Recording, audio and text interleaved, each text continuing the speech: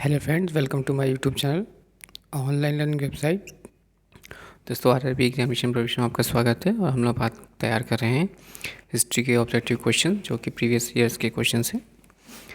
दोस्तों, आगे बात करते हैं मोती मस्जिद का निर्माण शाहजहाँ द्वारा 1654 ईस्वी में आगरा के किले में करवाया गया था।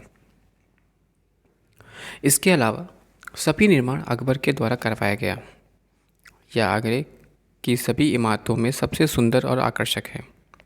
यह शुद्ध सफ़ेद संगमरमर से निर्मित है। क्वेश्चन नंबर 55, सूची 1 व सूची 2 से मिलान करना है हमें। आंसर नंबर सी है, यानी बाबर काबुल का मकबरा, अकबर सिकंदरा का मकबरा, जहांगीर लाहौर और शाहजहाँ आगरा। मुग़ल सम्राट और उनकी समाधियाँ जो हमने डिस्कस किया अभी, बाबर का मकबरा काबुल, अकबर का सिकंदरा, जहांगीर का लाहौर और शाहजहाँ का आगरा। जहांगीर का मकबरा कहाँ स्थित है? आंसर नंबर सी, लाहौर में। जहांगीर का मकबरा लाहौर के समीप शाहदरा में स्थित है। इसका निर्माण सम्राट की मृत्यु के बाद उसकी बेगम नूरजहाँ ने करवाया था। मुगल सम्राट जहांगीर का मकबरा कहाँ पर है? सी, ऊपर वाक्य देखें। बीवी का मकबरा स्थित है कहाँ पर? आगरा, अजमेर, औरंगाबाद या दिल्ली। सी, बीबी का मकबरा औरंगाबाद, महाराष्ट्र में स्थित है। यह औरंगजेब की पत्नी रबिया उद दौरानी का मकबरा है। ताजमहल की अनुकृत होने के कारण इसे दूसरा ताजमहल भी कहा जाता है। हुमायूं का मकबरा कहाँ है? ए, दिल्ली में। हुमायूं का मकबरा दिल्ली में है। यह अकबर के शासनकाल में सबसे पहली इमारत है और इसका निर्माण अकबर की सौतेली माँ हाजी बेगम की देखरेख में हुआ था। इस मकबरे का प्रधान कारीगर मीरक मिर्जा गयास था। जहांगीर महल स्थित है कहाँ पर? सी, आगरा किला में। जहांगीर महल आगरा किले में स्थित है और अकबर ने इस इमारत का निर्माण अपने पुत्र तथा उत्तराधिकारी शाहजादा सलीम के रहने के लिए करवाया था। इस इमारत के निकट ही अकबरी महल का भी निर्माण हुआ था, किंतु अब यह ध्वंसावशेष अवस्था में है। 61, मुगल शासन में मनसबदारी प्रणाली का प्रवर्तन डैश किया गया। बी, अकबर। मुगलों के सैनिक व्यवस्था की प्रमुख विशेषता मनसबदारी व्यवस्था थी और मुगल बादशाहों में से अकबर ने इसे आरंभ किया था। अकबर ने इसकी प्रेरणा संभवतः खलीफा अबू सईद द्वारा और चंगेज खां तथा तैमूर द्वारा स्वीकार की गई सैनिक व्यवस्था से प्राप्त की थी। यह व्यवस्था दशमलव पद्धति पर आधारित थी। क्वेश्चन 62, दिल्ली के पुराने किले के अंदर किसने किला एक कोहना नामक मस्जिद का निर्माण करवाया? ए, शेरशाह। दिल्ली के पुराना किला स्थित किला ए कोहना नामक मस्जिद का निर्माण सूर्यवंश के शासक शेरशाह द्वारा लगभग 1542 ईस्वी में कराया गया। इस मस्जिद के निर्माण में स्थापित लोदी शैली का प्रयोग हुआ। क्वेश्चन 63, मुगल काल में सर्वाधिक मनसबदार किसके शासनकाल में थे? ए, औरंगजेब। मनसबदारी व्यवस्था की शुरुआत अकबर ने की थी और उसके बाद के प्रत्येक बादशाह के काल में मनसबदारों की संख्या बढ़ती रही। मराठा मनसबदारों की शुरुआत जहांगीर ने किया था और औरंगजेब के काल में मराठा मनसबदारों की संख्या एवं कुल मनसबदारों की संख्या सर्वाधिक रही। क्वेश्चन 64, भारत में मनसबदारी प्रथा की शुरुआत क्यों की गई थी? बी, अधिकारियों के वेतन के लिए। भारत में मनसबदारी प्रथा की शुरुआत अधिकारियों के वेतन के लिए सर्वप्रथम अकबर द्वारा की गई थी। इसमें सैनिक और गैर सैनिकों दोनों अधिकारी शामिल थे। मुगल काल में जजमानी प्रथा क्या थी? तो राइट आंसर हो जाएगा 65 का सी, यानी एक पारस्परिक व्यवस्था जो ग्रामीण भारत में किसानों तथा अन्य व्यावसायिक वर्गों के मध्य विद्यमान थी।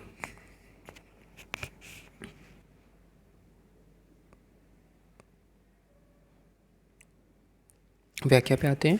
तो मुगल काल में जजमानी तथा एक पारस्परिक व्यवस्था थी जो ग्रामीण भारत के किसानों तथा अन्य व्यावसायिक वर्गों के मध्य विद्यमान थी। क्वेश्चन नंबर 66, अकबर के शासनकाल में केंद्रीय मशीनरी द्वारा मान्यता प्राप्त सैन्य विभाग का अध्यक्ष कौन होता था? बी. मीर बख्शी। अकबर के शासनकाल में मीर बख्शी सैन्य विभाग का प्रधान था, परंतु उसे प्रधान सेनापति नहीं कहा जा सकता। उसका कार्य सैनिकों के वेतन तथा सैनिक संगठन से संबंधित था। वह मनसबदारों की सूची रखता था तथा उसे बादशाह अकबर के समक्ष प्रस्तुत करता था। कोतवाल था। डी. रक्षक। कोतवाल मध्ययुगीन भारत में नगर रक्षक का जिम्मेदार निभाते थे। तंबाकू की खेती किसके शासनकाल में प्रारंभ हुई थी? बी. जहांगीर के। भारत में तंबाकू को लाने का श्रेय पुर्तगाल नाविकों का जाता है और जो 16वीं सदी में अकबर के शासनकाल में इसे भारत लाए थे, किंतु भारत में तंबाकू की खेती की शुरुआत मुगल शासक जहांगीर के शासनकाल में हुई। जहांगीर के काल में तंबाकू की खेती पर आरोपित कर दिया गया, जिसमें राजस्व की वृद्धि हुई। मुगल काल। दो मुगल शासक जिन्होंने अपना जीवन चरित्र स्वयं लिखा वे कौन थे? ई. बाबर एवं जहांगीर। तुगलक-ए-बाबरी के लेखक कौन हैं? बाबर व जहांगीर दोनों ने अपनी आत्मकथा लिखी। बाबर की आत्मकथा तुर्की भाषा में है, जो बाबरनामा, तुझके बाबरी, बाक़ियात बाबरी आदि नामों में विख्यात है। जहांगीर की आत्मकथा तुझके जहांगीर या जहांगीरनामा फारसी भाषा में लिखित है। निम्नलिखित में कौन सी आत्मकथा है? डी. बाबरनामा। बाबर द्वारा रचित बाबरनामा तुर्की भाषा में लिखित आत्मकथा है। इसका अकबर में 1583 ईस्वी में अब्दुल रहीम खाना द्वारा फारसी भाषा में अनुवाद करवाया गया था। निम्नलिखित में कौन सा सम्मिलित नहीं है बताना आपको? ए. हुमायूं। हुमायूं के रचयिता बाबर की बेटी गुलबदन बेगम ने किया। हुमायूंनामा 2 भागों में बांटा हुआ है। इसका पहला भाग बाबर के इतिहास से संबंधित है और दूसरा भाग हुमायूं के हालात बयां करता है। आईन-ए-अकबरी के रचयिता कौन थे? सी. अबुल फजल। आईन-ए-अकबरी फजल की रचना है। अबुल फजल अकबर का दरबारी रचनाकार रहा। अबुल फजल की मृत्यु 1602 ईस्वी में हुई। अबुल फजल ने 1597 से 98 में अकबरनामा पूरा करके अकबर के सामने पेश किया है। अकबरनामा 3 जिल्दों में बटा है। तीसरी जिल्द आईन-ए-अकबरी है। इसके अकबरकालीन शासन प्रणाली में पर प्रकाश पड़ता है। क्वेश्चन नंबर 73, अकबर के शासनकाल में अनुदित महाभारत में फारसी में अनुवाद का नाम है? क्या है इसका राइट आंसर? डी. रजनामा। नकीब खां, अब्दुल कादिर बदायूनी तथा शेख सुल्तान ने रामायण एवं महाभारत के फारसी अनुवाद किया। वह महाभारत का नाम रजनामा युद्धों की पुस्तक रखा। उपनिषद का फारसी में अनुवाद किसके शासनकाल में हुआ? ए. शाहजहां। उपनिषदों का फारसी में अनुवाद शाहजहां के बेटे द्वारा सिखों ने सिर-ए-अकबर के नाम से करवाया था। तृतीय पानीपत युद्ध हुआ? सी. अहमद शाह अब्दाली और मराठों के बीच। अहमद शाह अब्दाली और मराठों के बीच तृतीय पानीपत युद्ध 14 जनवरी 1766 ईस्वी में हुआ था। इस युद्ध में मराठा सेना का नेतृत्व सदाशिवराव भाऊ ने किया था। मराठा सेना इस युद्ध में पूरी तरह पराजित हुई थी। उस समय मराठा पेशवा बालाजी बाजीराव थे। क्वेश्चन नंबर 76 आपको मिलान करना है। तो नंबर डी है, यानी पानीपत का युद्ध की लड़ाई। डी का चौथा, यानी भारत में मुगल शासन के समय में। तराइन की लड़ाई, यानी भारत में तुर्की शासन पर। और तालीकोटा लड़ाई विजयनगर साम्राज्य का पतन। और पालसी की लड़ाई भारत में ब्रिटिश शासन।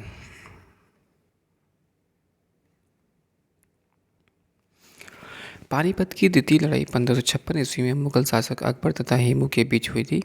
तराइन की द्वितीय लड़ाई में मोहम्मद गौरी तथा द्वारा पृथ्वीराज चौहान की पराजय से भारत में तुर्की शासन का मार्ग प्रशस्त हुआ। तालीकोट की लड़ाई 1565 ईस्वी में विजयनगर के शासक राय व संगठित मुस्लिम शक्तियों बीजापुर, अहमदनगर, बीदर व गोलकोंडा के बीच हुआ, जिसमें विजयनगर की सेना पराजित हुई तथा मुसलमानों ने विजयनगर शहर को बर्बाद कर दिया। पालसी की लड़ाई 1757 ईस्वी में बंगाल के नवाब सिराजुद्दौला को अंग्रेजों द्वारा पराजित किए जाने पर भारत में ब्रिटिश शासन का मार्ग प्रशस्त हो गया। पालसी के युद्ध में अंग्रेजी सेना का नेतृत्व क्लाइव ने किया। राजपूत राज्य मेवाड़ की राजधानी कहाँ थी? बी, चित्तौड़ में। राजपूत राज्य मेवाड़ की राजधानी चित्तौड़ थी और मेवाड़ पर सिसोदिया वंश के शासकों का शासन था। क्वेश्चन नंबर 78, निम्नलिखित में युद्ध भूमियों पर उनका सही राज्यों में 7 जोड़े बनाए हैं। आंसर नंबर ए यानी हल्दी घाटी राजस्थान से, पानीपत हरियाणा से, बक्सर बिहार से और प्लासी पश्चिम बंगाल से। हल्दी घाटी राजस्थान में स्थित है। तो हल्दी घाटी युद्ध 1576 में राणा प्रताप मुगल शासन से पराजित हुए थे।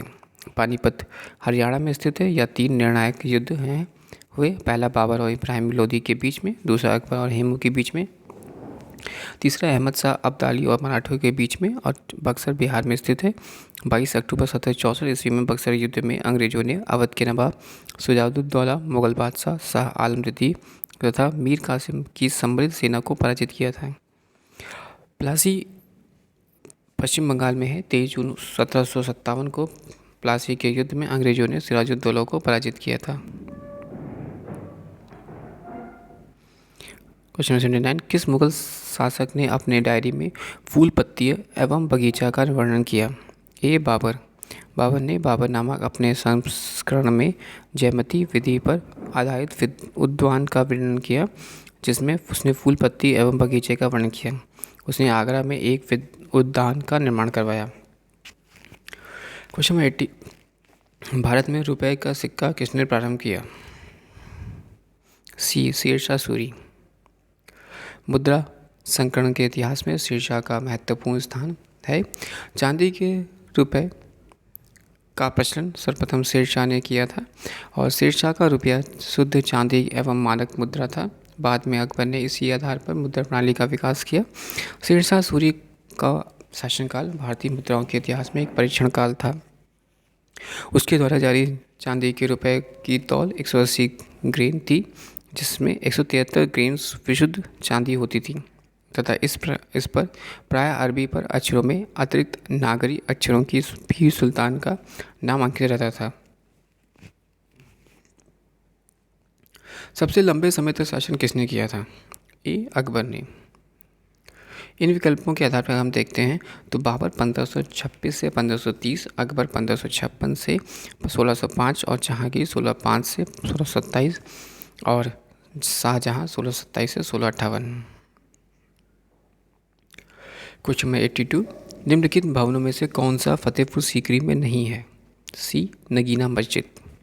अकबर द्वारा आगरा के समीप फतेहपुर सीकरी में बुलंद दरवाज़ा, जामा मस्जिद एवं पंचमहल का निर्माण किया गया था, जबकि नगीना मस्जिद का निर्माण आगरा में किया गया था।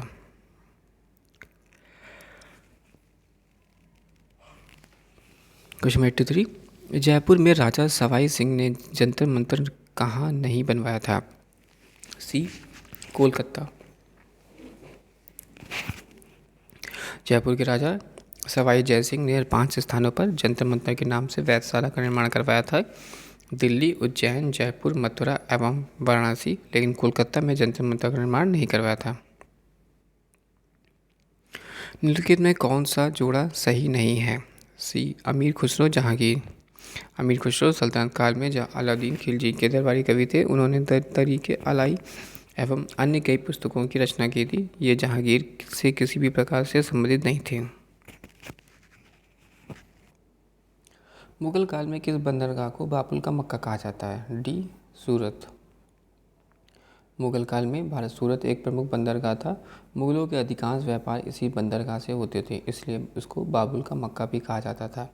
मक्का की यात्रा भी इसी बंदरगाह से अधिक की जाती थी।